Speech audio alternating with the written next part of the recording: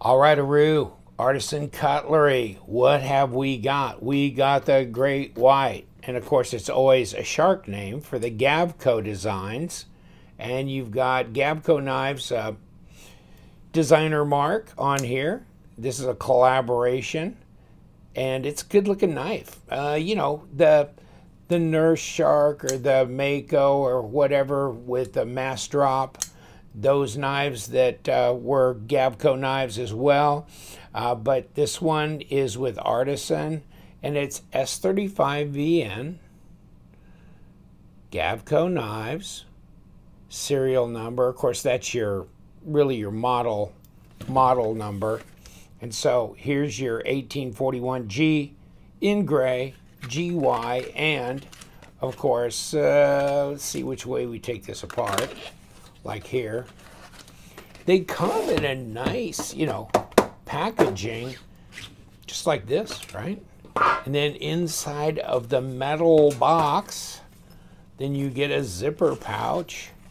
And inside the zipper pouch, you get a microfiber cloth and your warranty information.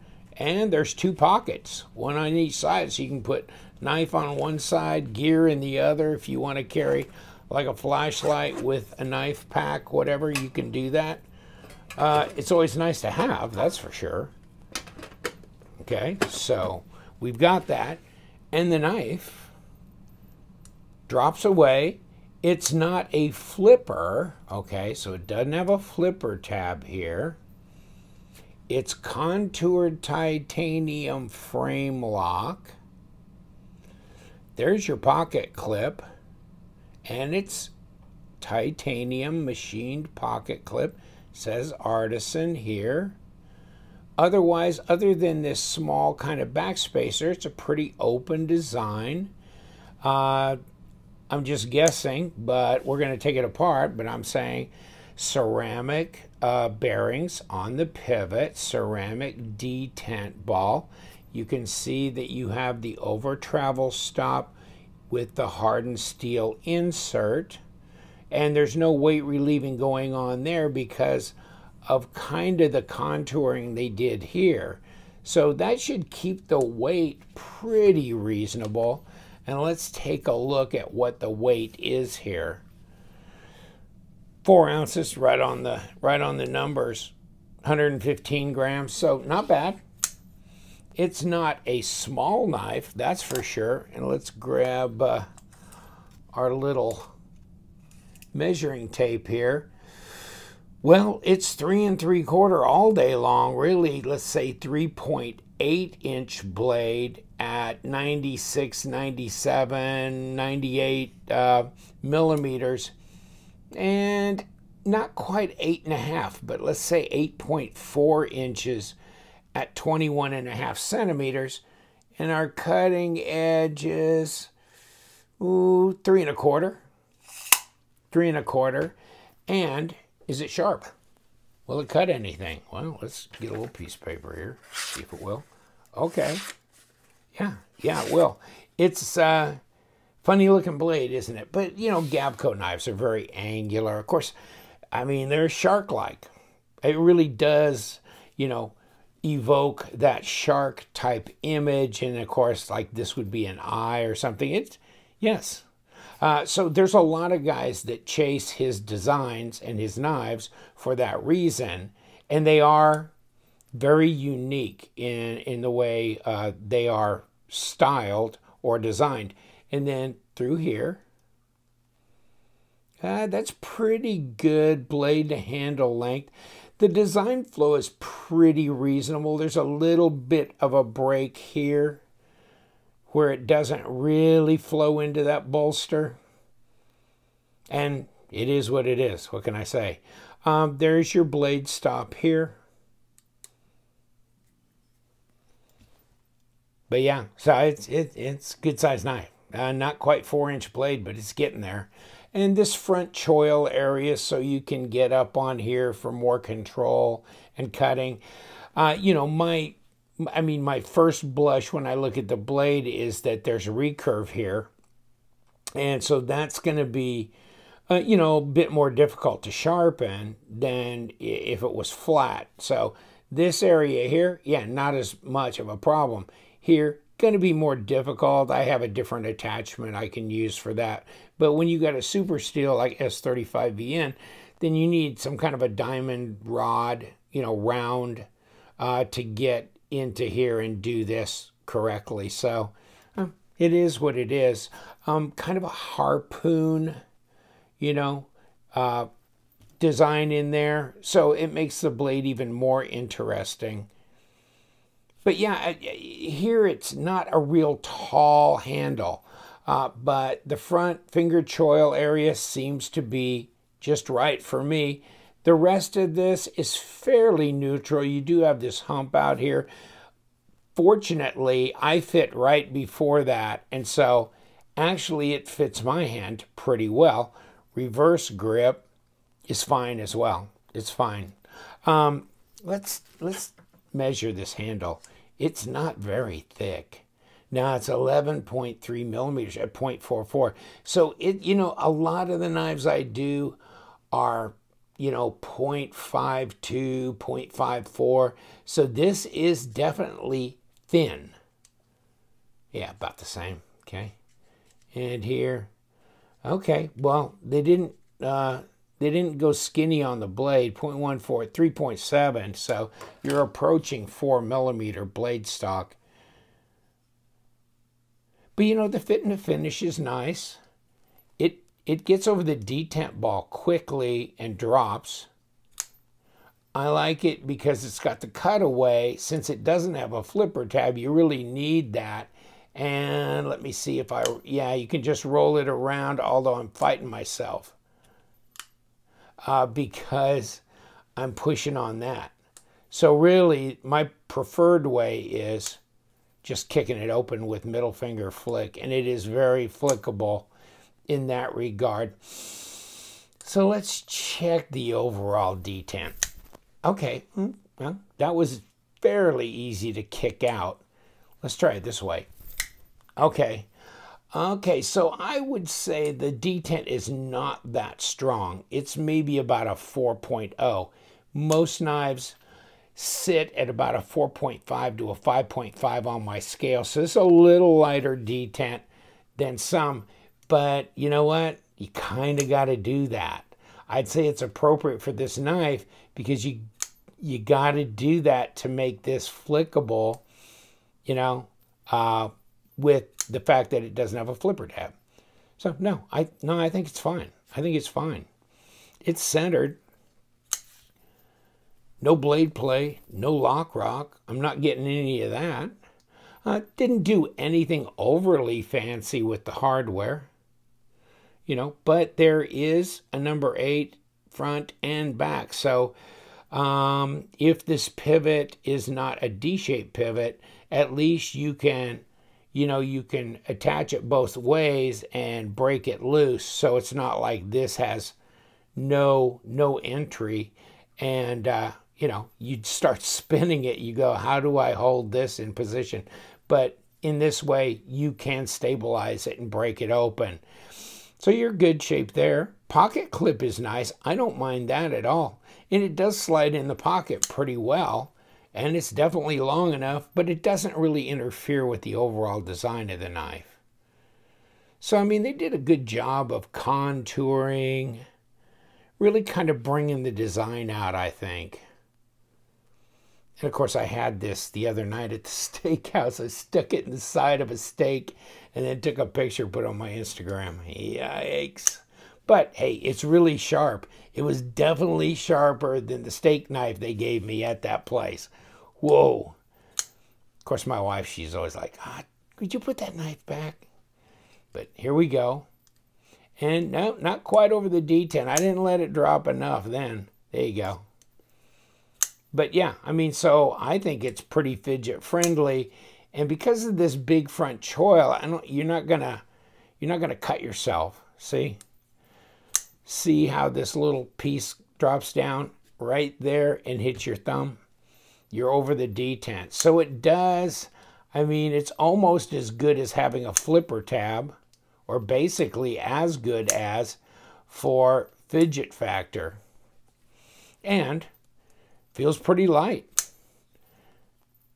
And even though this is not a real tall blade, because, you know, I tend to kind of like them a little taller, and this is definitely taller than this as far as in here where the palm swell and everything. This is really great ergos. This is, to a degree, a bit of a sacrifice in the ergo department in chasing the overall impact of the design. But it still works. It still works. So it wasn't too much of a compromise. And of course, I think maybe he had to do this, you know, to really bring off the total effect of what he was trying to accomplish with the design. And where's my balance point? There's my balance point. It's fairly far forward. Not bad.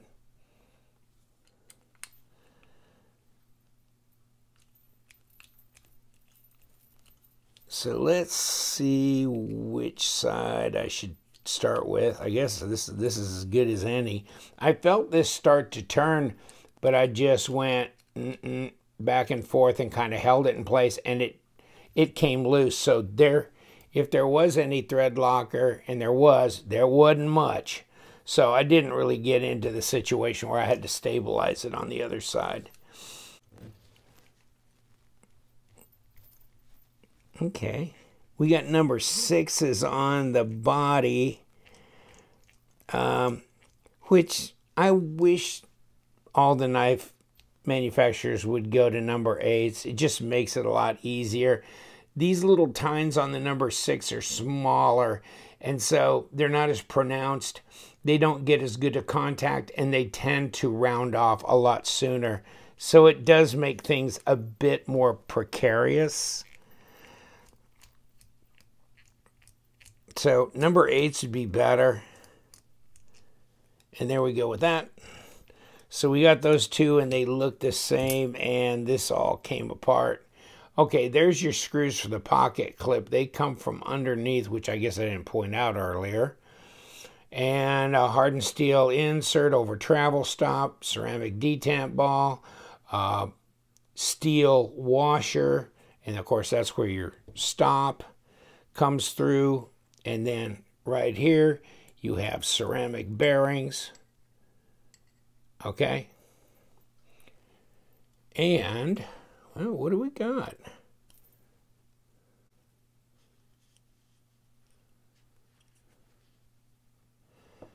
That was really strange. You had this really small shim, steel shim, that was up against the blade. And then the bearings behind that. And then a steel washer in here as well.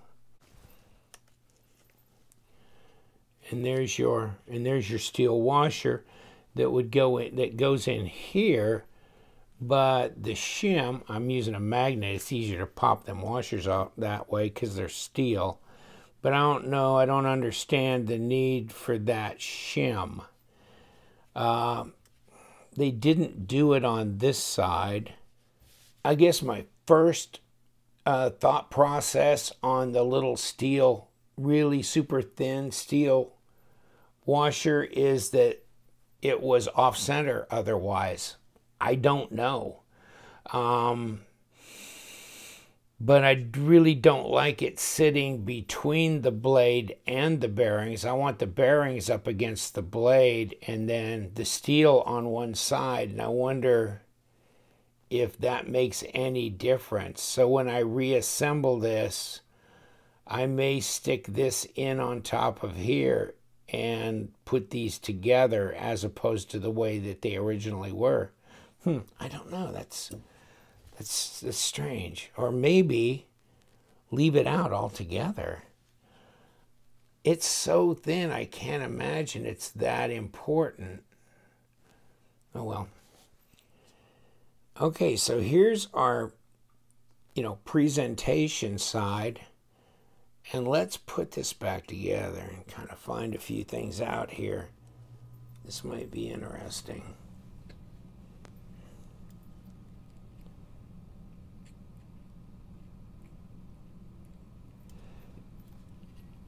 put the blade on.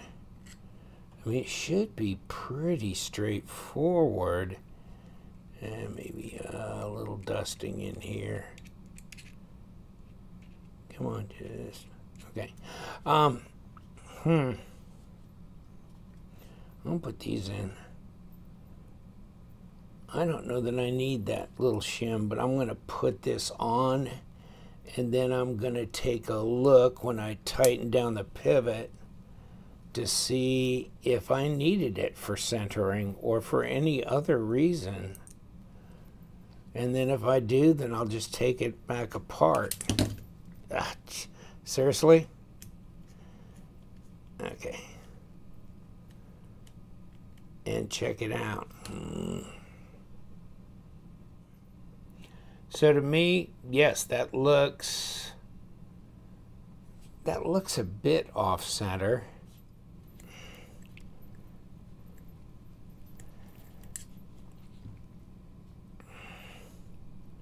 I'm going to put this back in and see if that changes things.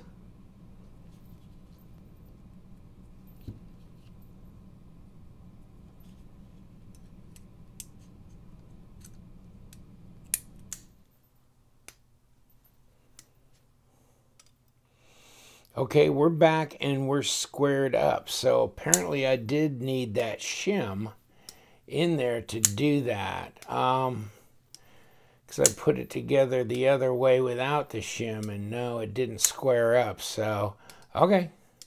I guess it's not that big a deal, but I don't think you should need a shim on one side. I think you are off a little bit on your machining, and you're doing that to kind of make up for that error. But you know, just an extra piece in that pivot setup. Oh well. But it's centered now and the action's fine. Okay. So we're good. All right, we got the Great White Gavko design, Artisan Cutlery. Yeah, I mean it's fidget friendly enough. And the one thing I guess that I have kind of picked up on over the last few days is that the lock bar is not real easy to disengage. And I guess that can be good and bad, but you know, see, there's not that much differential in height between the front and the back, and it's kind of narrow in here. So it does kind of put the little dent in your thumb when you repeatedly do this. See what I'm saying? A little bit of lock stick there too, but that will wear away. But yeah, yeah, that makes it a little bit more difficult. Not all that horrible, and some of you guys probably already have these, and so you can chime in, but of course, great Gavko design, contoured titanium, ceramic bearings. It's got all that. I'm going to leave you to it. Thank you so much. We do love them knives, so you guys stay sharp.